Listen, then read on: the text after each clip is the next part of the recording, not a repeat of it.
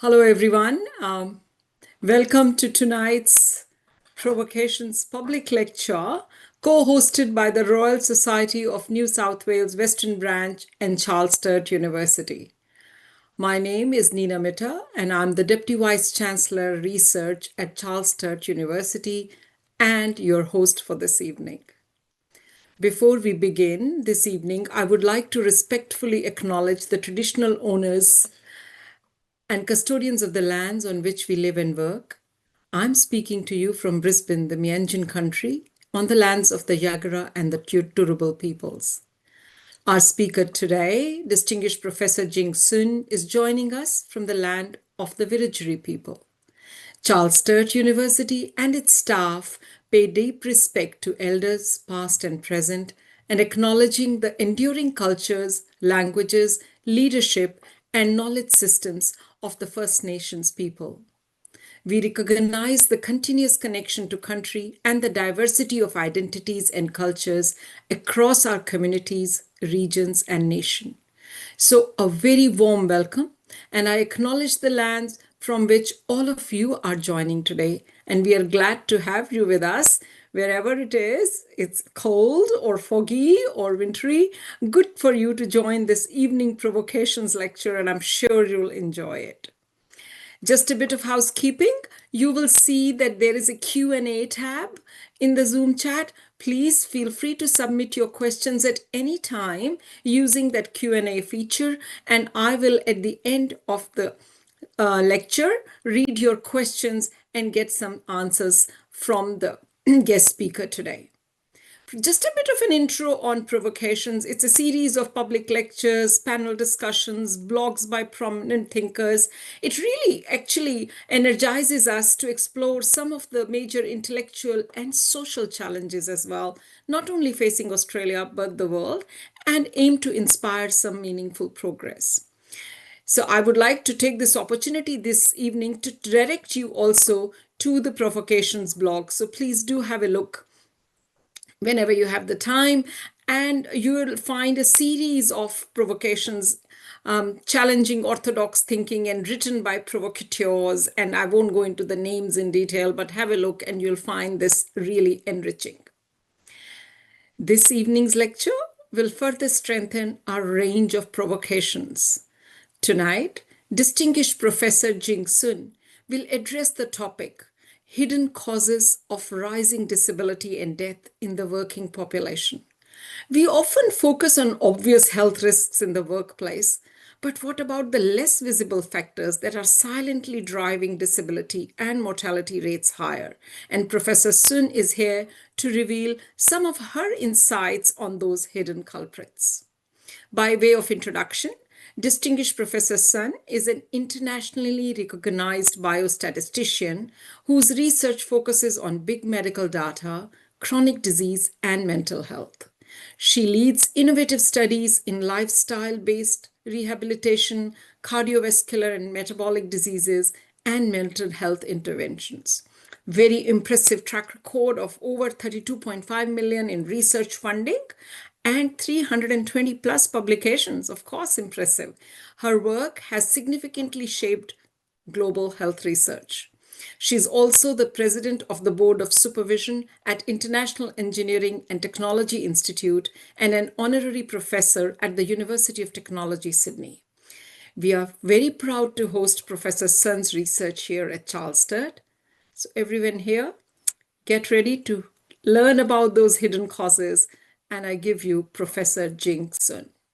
Colleagues, friends, Professor Neena, good evening. So my talk tonight is Hidden Causes of Rising Disability and Death in Working Age Population. My name is Jing Sun. I'm a distinguished professor and the chair of Biostatistics in Rural Health Research Institute, Charles Sturt University. So firstly, I'd like to acknowledge the traditional owners of country, acknowledge their continuing connection to land, waters, and community. We pay our respects to the Indamara people, the cultures and elders past and present. So I also like to acknowledge the contribution from my team members. They are PhD students and HDR students. Also my collaborators within Charles Sturt University and visiting research fellows from overseas. So as the topic tonight is about working age population. So we define the working age population is the share of 15 to 64 years old in the total population. As you can see the graph, in OECD's data, 64.8% of population, they are working age population. So this data is from 2020. As the case studies I'm going to present from Australia and China, as you can see, 72.3% of the population are working age population in Australia, and 76.5% of the population are working age population in China. So that's majority of the people are working age population. And this profile and their health conditions are very important to social, economic, and education. I'm also very interested in the mortality and disability rate in global population, right from the birth to the older population. But then, however, from 2020 to 2021, as you can see, for level 1 cause of mortality, when I circled this number, as you can see, majority of the age-specific mortality between 2002 to 2021, as you can see, are from the working age population. In particular, as you can see, majority of the percentage change occur between the age 20 to 59 or 64, as you can see, over the years, over 20 years, there's an increase in terms of the mortality in chronic disease, neurological disease, injury. And then mostly this occur in this working age population, right from 15 to 64 years old. And then, however, when you look at the 10 to 14 years old, not many children and adolescents die. That's simply because every country or globally, every country take policy and regulation and the preventative measures to prevent the deaths and chronic conditions in young age, even older population, more than 65 years old and older. So in 2021 World Health Organization's data, as you can see, the top causes of deaths in both Australia and China are pretty much similar, roughly around 89.6% in Australia and 90.7% in China. The top causes of deaths attributable to the chronic conditions, or we call the chronic disease. And they are stroke, ischemic heart disease, COPD, and lung cancer. And similarly, in Australia, that's ischemic heart disease, Alzheimer's disease, and other dementias, stroke and cancer. So in Australia, Alzheimer's disease or degenerative disease is ranking number 2, which is different from China. So again, in work-related deaths, as you can see, mostly majority of the deaths are related to work injury, which is about 11.27%, and circulatory disease, including heart disease, stroke, 32.36%, and malignant neoplasm, about 27.5%, and then the COPD is 14.25%. So these comprise the chronic conditions are the top work-related deaths. So these are the key risk factors in relation to the work-related mortality. So this is by World Health Organization in 2021. So when we look at the details about the risk factors attributable deaths globally in World Health Organization's results in 2021, as you can see, the top factors, 10 factors or 4 factors attributable to deaths in terms of the rate, as you can see, occupational injury, exposure to long working hours, occupational particulate matter gases and fumes, occupational injuries, occupational exposure to asbestos. So the top occupational risk factors and total number of attributable to DALY, the disability-related factors, as you can see, these are related to the top 4 factors are occupational injuries, exposure to long working hours, occupational ergonomic factors, occupational particulate matter gases, and fumes. So when we think about the occupational risk factors for chronic disease, because these are the working age population, normally people may think they should be healthy, they should be productive, efficient. However, as you can see, they are at high risk of exposed to the environmental neurotoxins.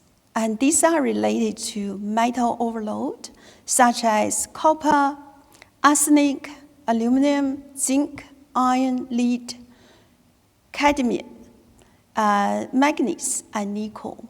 So these are the metal overload. Pesticides, especially rural and agriculture field, as you can see, herbicide, insecticides, fungicides, fumigants. So these are toxic, may have an impact on the neurological effect. So this may relate to the cognitive impairment, memory loss, neuronal inflammation, enzymatic and hormone alterations, and mitochondrial dysfunction, oxidative stress. So these are related to a number of metabolic conditions and neurodegenerative disorders, and in particular, Alzheimer's and Parkinson's disease. As you can see, the occupational risk factors to work age population are also related to the organic solvents. So these mostly related to paints, adhesives, and pharmaceuticals. And these common elements include acetones, ethanol, and toluenes.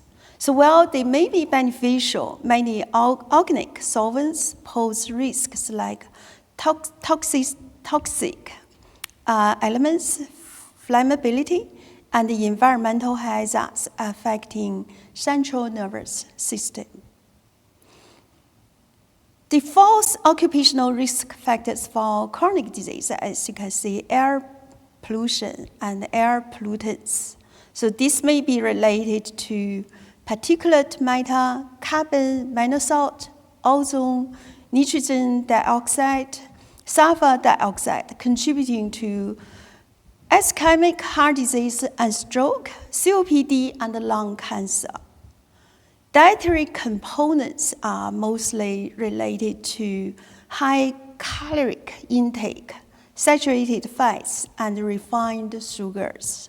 So mostly people like to take fried foods, fatty meats, refined grains, and sugary products are mostly affecting the central nervous system.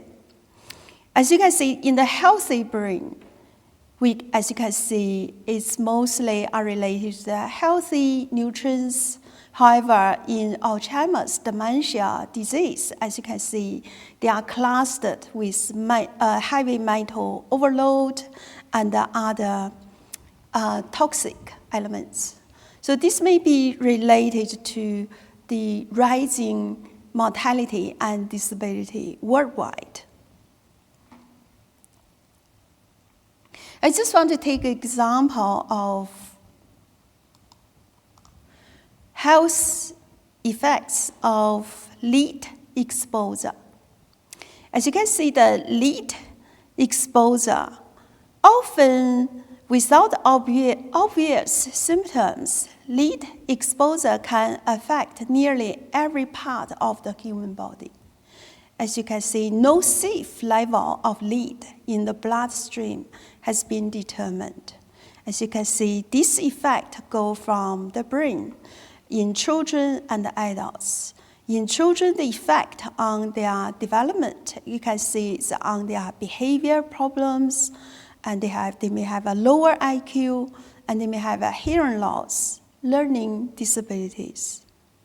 And they may have an effect on their blood. They may have anemia, and on kidneys damage, has effect on their body. They may have decreased bone and muscle growth. As you can see, just one element, the heavy metal, the lead, has effect on children, on their growth and development. They may have cognitive impairments, memory loss, and neuron inflammation. In adults, as you can see, only this lead, one metal, if it has a heavy load in the body, as you can see, it can have an effect on brain. So it can cause memory loss, lack of concentration, headaches, irritation, and depression. For cardiovascular, they may have a high blood pressure in kidney, and adults may have abnormal function and damage. Digestive systems in terms of the constipation, nausea, and poor appetite. And in their reproductive systems, for men may have a decreased sex drive and sperm count, sperm abnormalities. And in women, they may have a spontaneous miscarriage. So in the body, the lead can have effect on the body in terms of the fatigue, joint and muscle pain, in their nervous system, damage including numbness and pain in the limbs. So as you can see, one heavy metal, the lead, can cause the whole body's abnormality from the brain to the limb in both children and adults. So I just give further details what is the lead exposure. So where they're from, and mostly the lead exposure can be from the paint in homes and the other structures built before 1978. Pottery made with lead-based paint, glaze or coatings, or it could be from the imported or antique toys. So WHO, World Health Organization, identifies lead as one of 10 chemicals of major public health concern. More than 1.5 million deaths globally were attributed to lead exposure in 2021. So it's quite serious that lead exposure can have a very damaging effect on the whole body and the brain system and the neurological system. As you can see, the lead can be from lead acid battery or traditional remedies, makeup, and powders. So then don't underestimate the lead effect on the health outcome. In 2023, the International Labour Organization showed the results that nearly 3 million workers die every year due to work-related accidents and diseases, an increase of more than 5% compared to 2015, according to the new estimates in 2023. So most of these work-related fatalities, totaling 2.6 million deaths, stem from work-related diseases. And mostly these are related to circulatory diseases, malignant neoplasms, and respiratory disease, ranking among the top 3 causes of work-related deaths, contribute more than 3/4 of total work-related mortality. So following slides, I'd like to show 3 case studies to elaborate the global trend and the case study results from Australia and China, and I provide 3 case studies. The case study 1 is Australian national study in occupational exposure attributable to disability and death. So I'd like to acknowledge my PhD student, Bei Zhang's involvement in doing the data analysis and the writing together with me. So this is the results from Australian national data. And I also like to acknowledge AIHW's contribution to the data sets, Australian Institute of Health and Wellbeing, and the Burden of Disease team for their contribution to the national data to my research. So in these results, as you can see, there's an increased disability number in working age population. And I list up from the results from 2003 to 2024 for the working age population from age 15 to 64.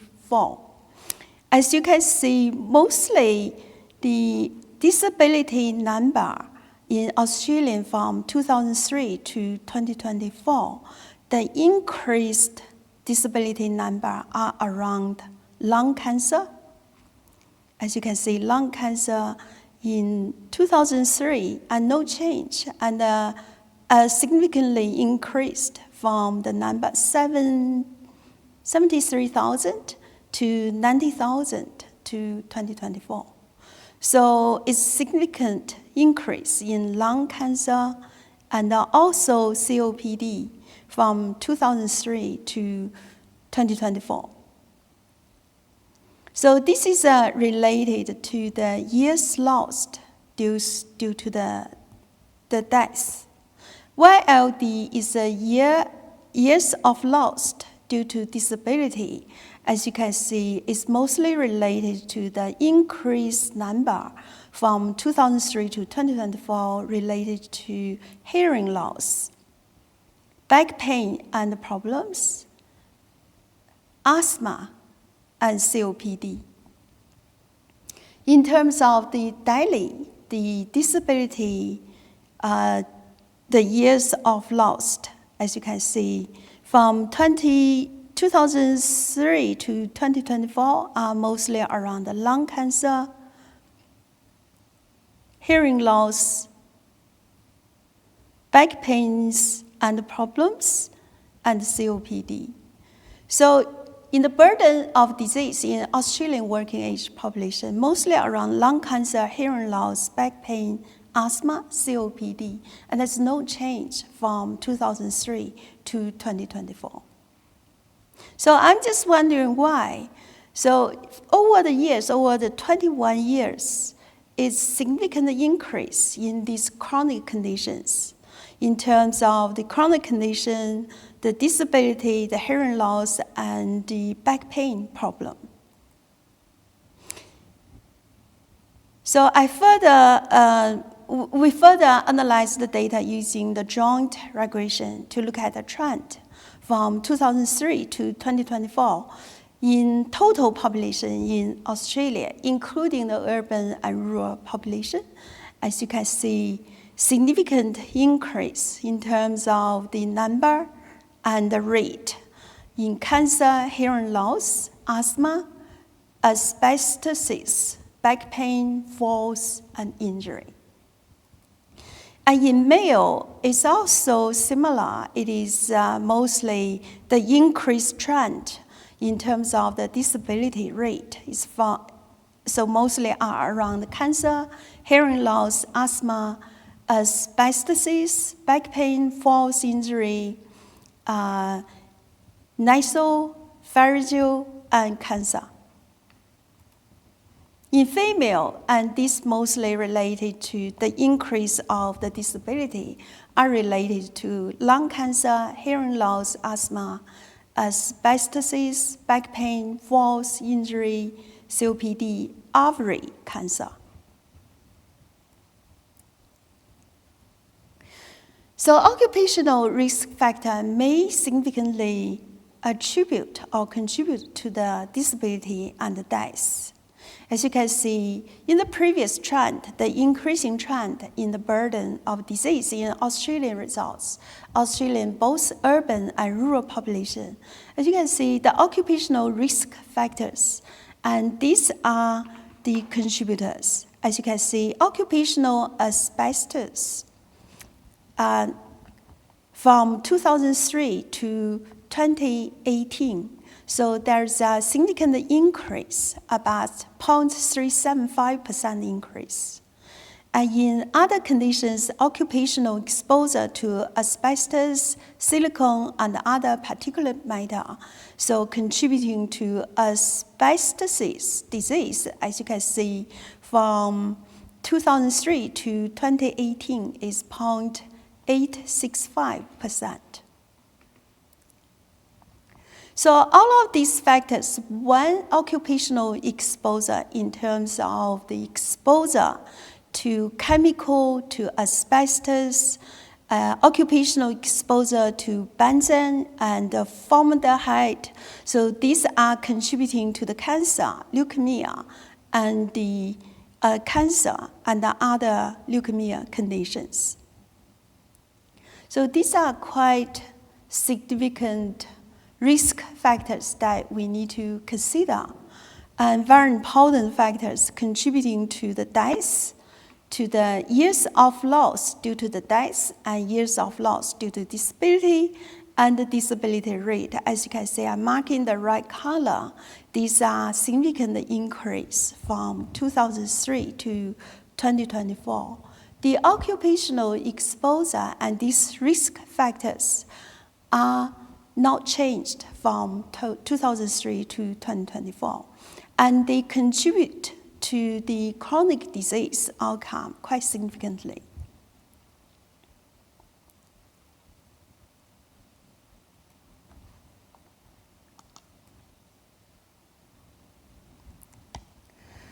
So that's the previous slides about Australian study. The case study 2 is from China study. As you can see, I just take one study example from Professor Jing from Southern Medical University, my collaborator. So she presented that the lead causes a decrease in short-chain fatty acids. So this is a metabolic condition. As you can see, the lead causes the decrease in terms of the study that has 4 groups, control, and has a lead level 50 ppm level and 100 and 200. As you can see, with the lead exposure level increase in the mice study, the short-chain fatty acids decrease. When probiotics supplement is given to these 4 groups, to the 3 groups, as you can see, and they are very close to the control group. So this is from animal study. So in China study, and we also did a 90,000 employees study in doing the assessment, biological assessment, laboratory test, as well as the hearing test, vision test. So we did all the laboratory chemical, the biological test, as well as all possible metabolic tests. As you can see, the occupational risk factors we listed in this study, and we have 13 factors, including noise, and dust, noise plus other occupational risk factors, electrical work at height, and plus other chemical and noise factors, X-ray exposure, X-ray plus other risk factors, organic solvents plus other occupational risk factors, dust and others, high temperature and psychological stress. So this study involves more than 90,000 employees across all possible industries, and they are from state-owned, private, limited liability company, foreign invested enterprise, other limited liability company, joint venture company, and other small business enterprise. So that covers large, medium, small, micro enterprises. And type of work, these people are mostly from operator, electrician, nuclear power plant operation and maintenance workers, metal stamping worker, welder, production, grinding, maintenance, and the others, including the health workers. So occupational risk factors we look at across the size of the industry and economic type. As you can see, noise is ranking top, the occupational risk factor, 24.2%. Noise plus the dust is the major occupational exposure across this industry. And then the noise alone, 20%. Then noise and the other risks, plus other occupational risks, including the chemicals and the working the high temperature, that's 10.9%. Organic solvents comprise 10.2% of the occupational risk factors. And most of the type of the work are from operators, and then welders, electricians. And size of the industry, as you can see, most of the industries are from medium size than the small enterprises. So what we have found across this working age population, as you can see, hearing loss, because hearing loss consists of the majority of the poor health outcome. Through the hearing test, as you can see, hearing loss more than 20 dB. Then you can see right ear and the left ear test, I can see from 500 Hertz to 6,000 Hertz. The hearing loss population among these employees ranging from 30% up to 63.2% in the right ear. And then the Hertz is from 5,000 Hertz to 6,000 Hertz. So when we define the hearing loss, when people's dB loss is more than 20 dB, so we consider it is the hearing loss or hearing problem. So in the left ear, as you can see, there's a similar results ranging from 25.9% for the left ear, 1,000 Hertz frequency, to 62.6% when the sound reaches to the 6,000 Hertz in the left ear. So that's quite significant, the hearing loss, the percentage of working age population among this industry and the enterprise people. So the other results, I just list a few, including the hypertension, diabetes, and oral disease. As you can see, the hypertension, according to the new definition of systolic blood pressure of American Heart Association, that's 39.3% of the working age population has a high blood pressure. Then the other problems including the tooth loss.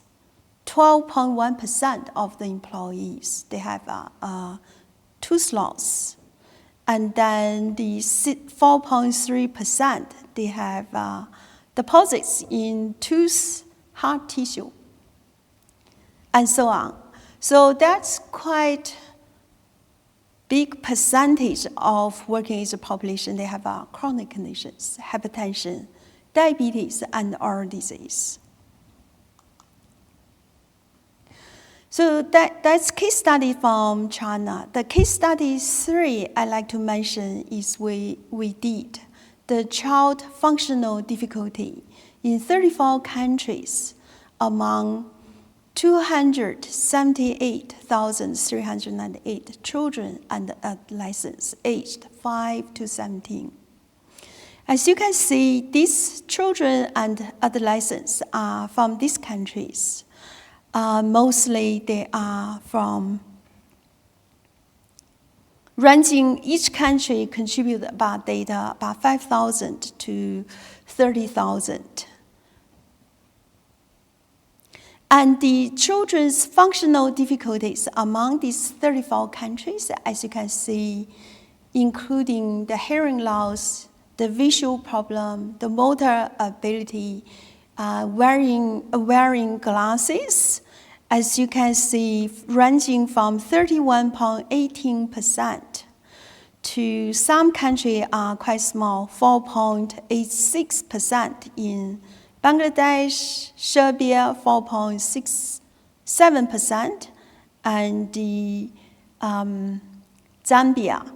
So the highest percentage of country has the functional difficulty, including the hearing loss, the visual problem, is Central African Republic, as well as Chad and the state of Palestine and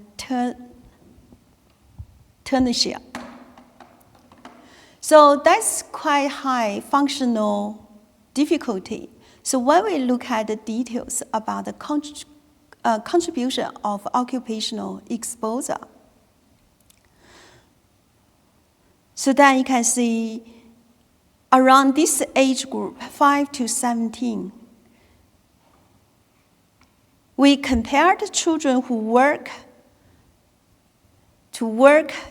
according to a number of occupational exposure, and then to compare to children who do not work, then to compare the difference in terms of their disability, in terms of the functional difficulty in hearing, visual, and motor abilities. As you can see, quite significant difference, that 29.73% of the children who work and they have functional difficulties, whereas they do not work, they only have 16.56% have functional difficulty when they work at heights. 21.9% of children to work in another activity for income, they have functional difficulties in comparing to children who do not work for earning income. That's only 15.48%. So they require to work with chemicals. As you can see, there are 23.7% of the children and adolescents have functional difficulties comparing to children who do not work with chemicals, only 17.53%. When children and adolescents exposed to other dangerous work, so there are 24.93% of them have functional difficulties, comparing to 16.58% when they do not work for the dangerous work. So 22.12% of the children who work requiring carrying heavy loads, and they have functional difficulties for either hearing, visual, or motor ability, comparing to children who do not work for the carrying the heavy loads, only 16.23%. When children and adolescents exposed to dust, fumes, and gas, and they have a work condition like this, there are 23.13% of children and adolescents have functional difficulties, comparing to children who do not work under these conditions.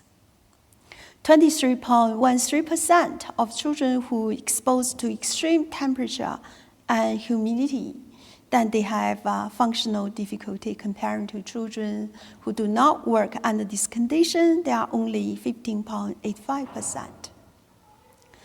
And again, exposed to loud noise and the vibration, then you can see 26.42% of children, they have functional difficulty comparing to children who do not work under this condition, only 16.99%. So then you can see this occupational exposure in young age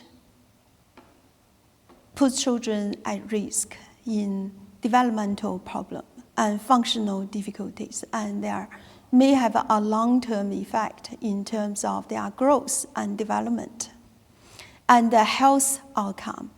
So especially in terms of the disability in hearing and visual and the motor ability, and then start from very young age. And this is a very important research we need to look at, the occupational exposure at young age, and to reduce the risk level from child and from the countries that engage in children and adolescents to the labor.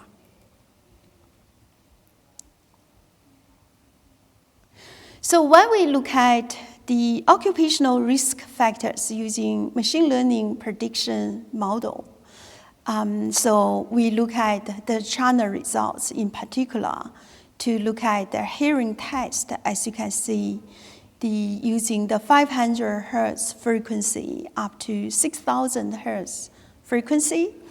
And then we test whether the occupational risk factor contribute to the hearing loss. As you can see, the economic type, the harmful factors including the noise plus the dust, and the other organic solvents and other occupational exposure factors contribute to the left ear and the right ear, the hearing loss.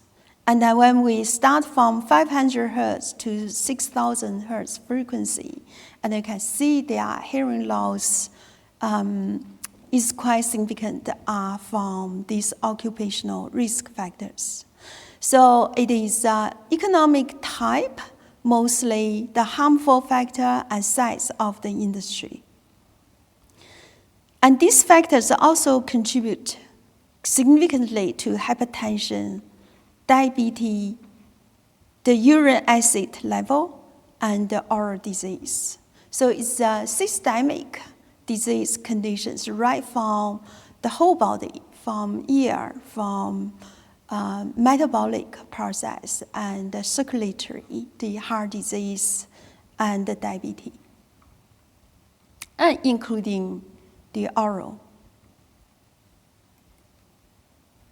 Occupational risk factors of hypertension in particular, when we look at the occupational risk, as you can see, in comparing with the state-owned enterprise, as you can see, the private company, the foreign invested enterprise, and the joint venture has increased the risk in terms of the getting hypertension, these employees, in comparing with the state-owned enterprise. So the size of industry also matters, as you can see, from small, micro, medium level enterprise comparing with large enterprise company and organization, and this size of the industry or enterprise or organization has increased the risks of getting high blood pressure. So the odds ratio I mark here in red is more than 1, it is an increased risk. Occupational exposure when comparing to no harm factors in employees, the employees who are exposed to the noise and dust, electrical work at heights, and other chemicals, and organic solvents and other dusts and other risk factors. High temperature have a high or increase the risk of getting hypertension in these employees.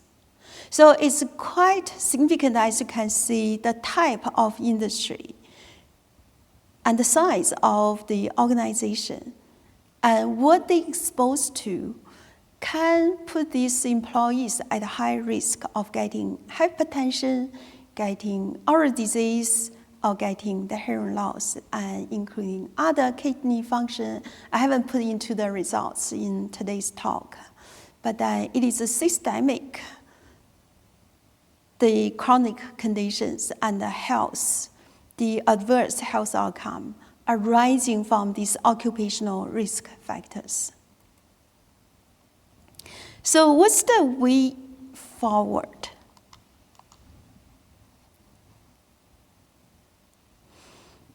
So from the case study, the 3 case studies, as you can see, the organic standards in the European Union and the United States, for example, prohibit the use of synthetic pesticides, fertilizers, energy radiation, sewage, sludge, and genetically engineered plants or products, because this may put people at high risk of adverse health outcome. So it is highly recommended that people should take the working age population when they are busy. They should take more vegetables, fruits, lean meat, fish, and whole grains. And in terms of the occupation policy and rules, to have an appropriate working hour to reduce the back pain and problem and psychological stress, depression, violence, domestic violence, and so on, and suicide. So it is also very important to collaborate with sectors across food and agriculture, road and traffic and major industrial accidents organization, chemicals, biological hazards, mental health, for NCD and infectious disease, Radiation Safety Standards Committee in International Atomic Energy and National Labor Organization and International Labor Organization to reduce the occupational risks in relation to the organic solvents and chemicals and unhealthy food products. So it is highly recommended that we set up radiological protection and public health to employees to reduce the radiation exposure. And in particular, in people working in healthcare sectors, to reduce the exposure to the X-rays and the radiations. I think that's all my talk today, and thank you for your listening. Jing's very great lecture. Just wanted to, and I'm hoping there will be some thoughts and some questions, which I can't see at the moment in Q&A, but wanted to ask you, as a start off, wanted to talk to you. You've been, do you think workplaces and policymakers are truly prepared to tackle these deeper, less obvious risks? Or are we just treating the symptoms, Yes, we are treating the disease, but do you think policymakers are prepared to truly tackle these risks? I think that's the very high priority to set up from the policy, regulation, the rules, that level, and especially for micro, small, medium-sized organizations. And they have contributed a lot of GDP in each country and worldwide, accounts for 90% of the business worldwide. Most of them operate in the informal economy. So these commonly, they often face both human and resource constraints and limiting their awareness of and compliance with regulations. So it is very important that from policy, regulation, and the rules level to set up a very clear policy in terms of the occupational health. Thank you. I might thread a little bit more because I found it very interesting. Um, you know, what's the most surprising hidden cause you have uncovered? Something that even experts often underestimate. In your opinion, what was most surprising to you during your course of research So as the because hidden cause? thank you. Thanks for the question. So in my past experience, when we work with an insurance company in New South Wales government, the eye care company, we found the most hidden cause of the injury is related to mental health. So that include violence, suicide, self-harm, depression, anxiety, and hostile attitude towards customers in the public environment like Woolworths, Coles, and other big companies. So what we found is quite shocking, and to provide appropriate trainings to employees, to customers, to the public. It is very important that we have a very friendly environment and reduce the aggression level, as well as friendly collaborative environment, and to reduce the anxiety, depression, and the self-harm level. And this is a priority because the intentional harm, including the suicide and self-harm, comprise one of the major injury and mortality. So I haven't talked that in details yet, but this is a very important factor we need to consider in any organization. Thank you. Yeah, great insight there, and totally can relate to that. Just one more, maybe in the interest of me getting some more knowledge from you here. You did your study both in Australia and China, as you have been presenting. Any commonality of factors or dichotomy of factors? Is it something similar and something different? It's a very good question. So I think very similar occupational exposure, especially in the industry, is about the environmental exposure, like chemical exposure, those environmental air pollutants, as well as dust and noise that we don't recognize before, that noise, vibration, and dust contribute majorly to respiratory disease and hearing loss. But it's a very high percentage of employees, they have a hearing loss. In our 90,000 survey and the study in the employees in China. Awesome. Okay. Thank you. Thanks for your question. Yeah, no. Thanks, Professor Sun. This has been really awesome, and thanks for your time. We have now come to the end of our time together. So many thanks from all of us to Professor Sun for sharing her insights with us this evening, and a great work done by her and her team. And I really enjoyed how she showed that it was the power of the team, the students and the postdoctoral fellows and everyone coming together to deliver this piece of work. So thank you, Professor Sun. And we hope you will all join us for our next provocation lecture, which is going to be on Wednesday, 20th August, when Professor Jeff Gurr will be addressing the topic nature-based solutions for future farming. So see you all then. Thank you. Thank you.